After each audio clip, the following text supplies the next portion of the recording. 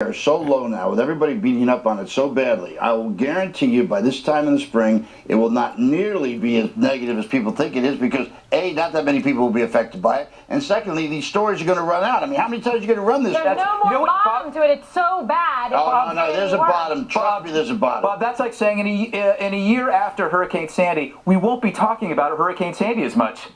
Yes, that's correct. You made a statement. You said not that many people will be affected by it. What do you mean by that? Well, what I mean is that when they find out that the people who loot, well, you say 60 million. I don't buy into that number. I think there'll be a much smaller number of people who will, quote, lose their policies, and the people who do get new policies will get better policies. And who's going to pay for it all? Well, probably you, me.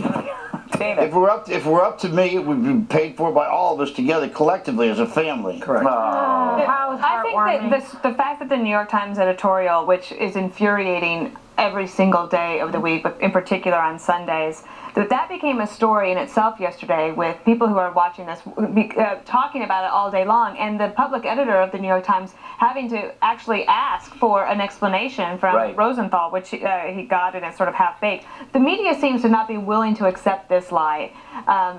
When the White House blamed the video for Benghazi, we were like the broken records. We were the only ones that were talking about that. They seem to be willing to accept that one. This one, not so much. Yeah, I suppose if we got to if we had called him out first, would the media followed along? It had to be the other guys to get there first for it to be okay. It makes you wonder, though, what does President Obama have to do to be, accurately criticized by the New York Times? Does he have to kidnap a busload of orphans? I mean, what does he have to do? Why the children, Greg, please? Because they deserve it. No, listen, there isn't anything. It doesn't matter. You understand. This is the guy who puts out the most Predator drone strikes, yet he's the Nobel Peace Prize winner. Hello. They don't care. Reality doesn't match with their reporting. They don't care. They're not going to criticize the guy. But you're missing the point, Bob.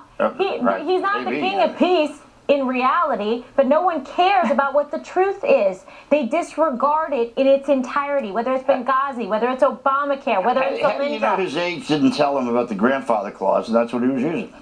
Right, yeah. That's a good one. I do want to say that Obamacare is the one thing that's been able to unite the left and the right. There's actually bipartisan opposition to the current state of affairs. Where it goes from here, I don't know.